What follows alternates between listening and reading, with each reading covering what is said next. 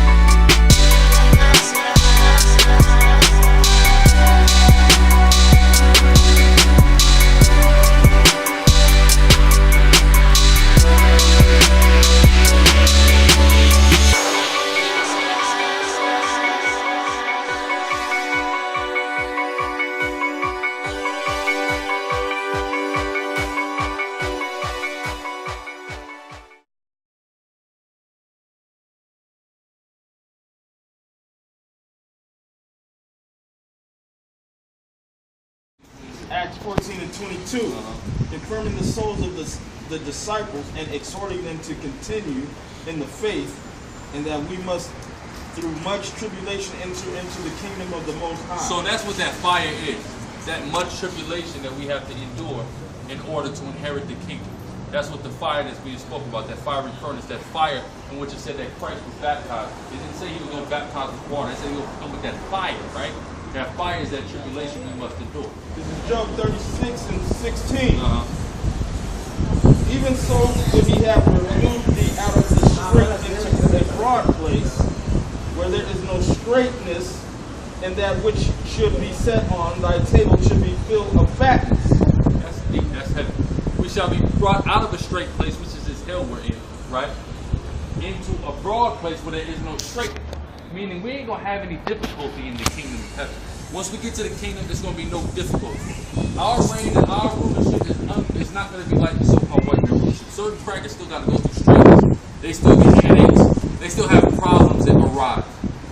We ain't going to have no problems that arise in our kingdom, right? We ain't going to have no straightness in our kingdom. Everything going to be taken care of in our kingdom to say, Yahweh Shem Yahweh. That's right.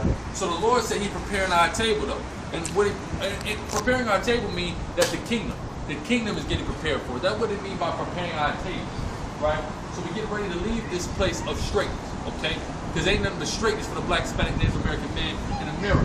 But we're getting ready to leave this place of straightness and go into that broad place, which again is the kingdom of heaven, which is going to be established here on earth. It ain't no place far, far away. It is going to be here on earth. Hell for us is on earth, and heaven for us is on earth. That says the Holy Bible. This is Psalm 107, verse 32. Let them exalt him also in the congregation of the people. That's right. Let who be exalted? Let the Most High be exalted. That's right. Amongst the congregation. Read. And praise him in the assembly of the elders. Right. So praise Yahweh Shem Yahweh. Read. He turneth rivers into wilderness, and water springs into dry ground. So the Lord turned water into dry ground in the wilderness. So when you really deal with it, when we go back, when we deal with how we had Israel, when we came out of Egypt and went into Israel, that was a place of flowing water. But He turned it into a wilderness. Go ahead. A fruitful land into barrenness. That was the land of milk and honey, right? Now He's turned it into barrenness, a place of drought. Read. For the wickedness of them that dwell For the therein. wickedness of them that dwell therein. So because of the wickedness that we committed, our land was turned inside out, and us as a people, moreover, were turned inside out. Right? Read. Verse 36. And there He maketh the hungry to dwell. There He maketh the hungry to dwell. People who long for food. That's spiritual fulfillment. That they may prepare a city for habitation, and sow fields and plant vineyards, which may yield fruits of increase. He blesseth them also that they are multiplied greatly and suffer. So not only does he destroy, he builds. So you have fruit of increase. So you do multiply, read.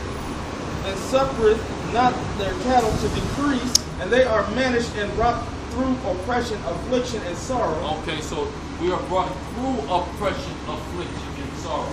That is that fire again that we brought through. So going back to Psalm 66 and 12, when it says that we are brought through that water and fire, that fire aspect is what? That's that oppression, that affliction, and that sorrow. Okay, that much tribulation that one must endure in order to receive the kingdom of heaven, right? Now that water is receiving this word, receiving this knowledge, this wisdom, and understanding through the spirit of Yahweh Shem Yahushua, so we can understand that's the water and the fire that we're brought through, right? Go ahead.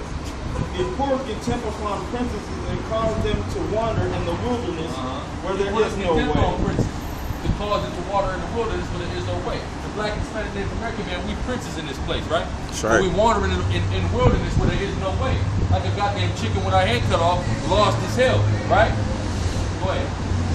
Yet he setteth the poor on high from affliction. He set up the poor on high from affliction, right? Who is the poor? We the poor, right?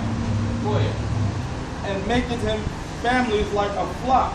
Maketh our families like a flock, meaning to give us that increase, as it stands in the Sicarii. Verse 42. The righteous shall see it and rejoice, and all iniquity shall stop their mouth. That's right, the righteous shall see it and rejoice, man. The elect is going to see and rejoice at the salvation of Israel.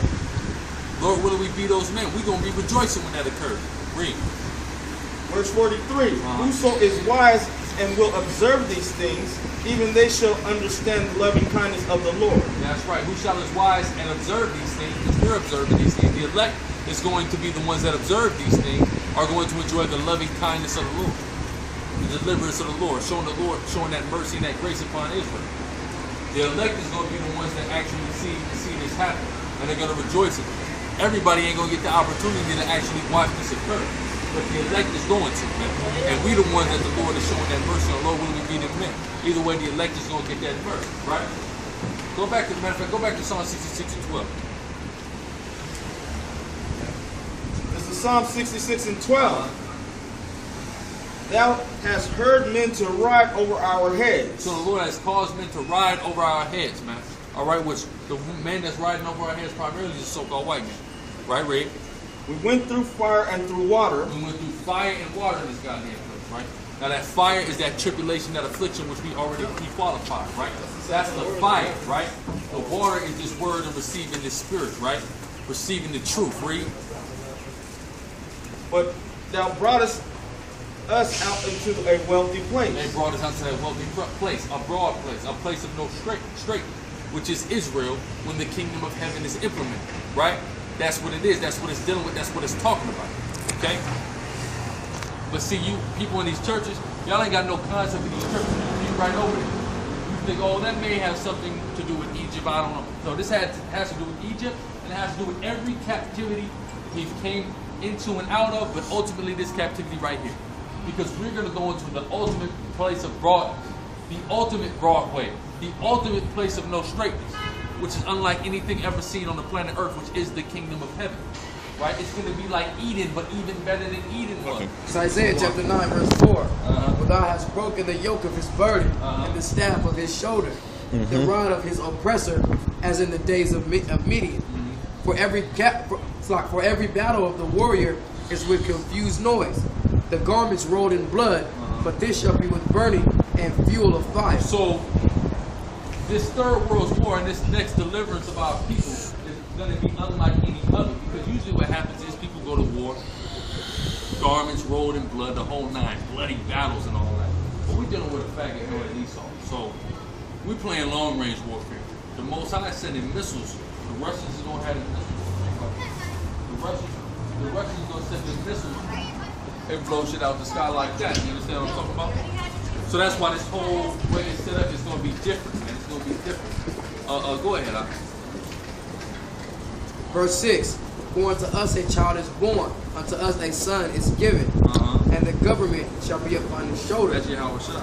And his name shall be called Wonderful, Counselor, the Mighty God, the Everlasting Father, the Prince of Peace. The Prince of Peace. Verse 7. Of the increase of his government and peace there shall be no end upon the throne of David and upon his kingdom. We're going to have a perpetual kingdom, right, when it gets established. It says, and upon his kingdom, to order it and to establish it with judgment and with justice. For from henceforth and forever, the zeal of the Lord of hosts will perform this. Verse 8, the Lord sent a word into Jacob, and it hath lightened upon Israel. And the people shall know, even Ephraim and all the inhabitants of Samaria, to say in the pride and stoutness of heart, the bricks are fallen down, but we will build with hewn stone, and sycamores are cut down, but we will change them into cedars. Therefore the Lord said upon the adversaries have risen against him, and joined his enemies together. The Syrians before and the Philistines behind, and they shall devour Israel with an open mouth.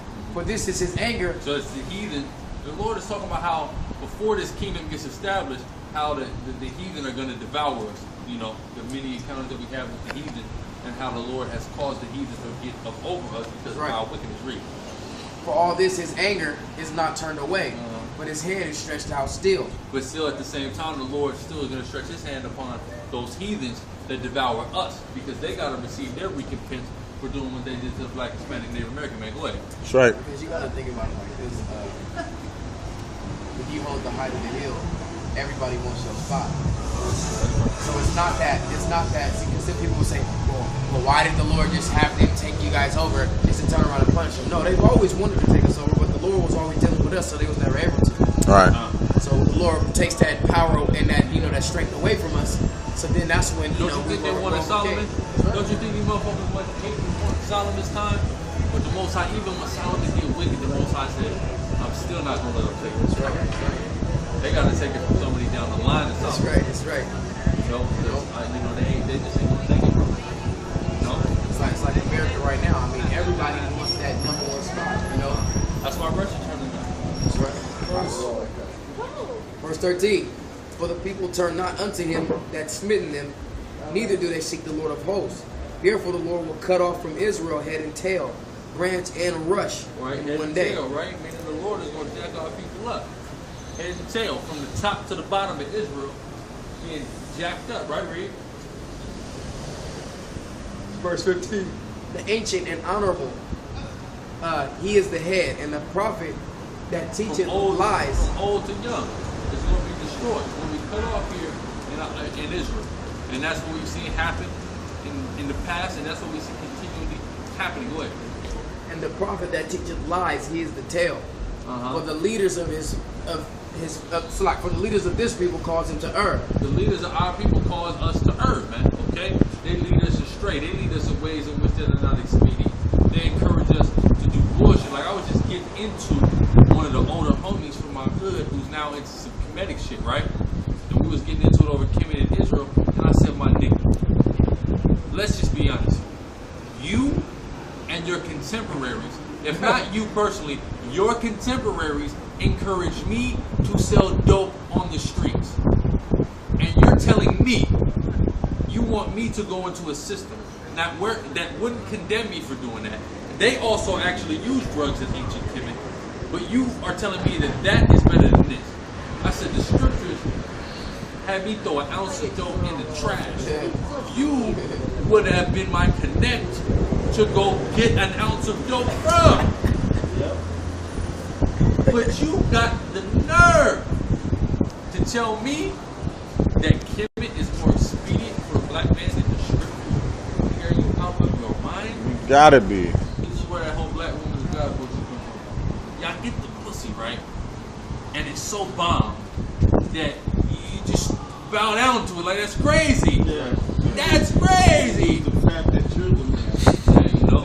Acting like you got a pussy. It ain't that bomb. It ain't bomb enough to do that. That's what I know. But, you know, that's just the whole point of, look at you, and look, the system that you want me to go into does not require me to make changes in my life. You could be a so-called conscious Kemetic person and not make changes in your life. What does it require of you to do? Man, still get out and do it. Like, I'm like, dude, if I was still selling dope, wouldn't have any. Like, You why wouldn't condemn me for what I was doing. Not all. If I wasn't in the truth and was selling dope, you wouldn't condemn me. But because I'm in the truth, you have to condemn me. That's stupid. And then he said, well, Kemet is first. We the first. Well, you're not the first. First off, Cush predates you, the Babylonians.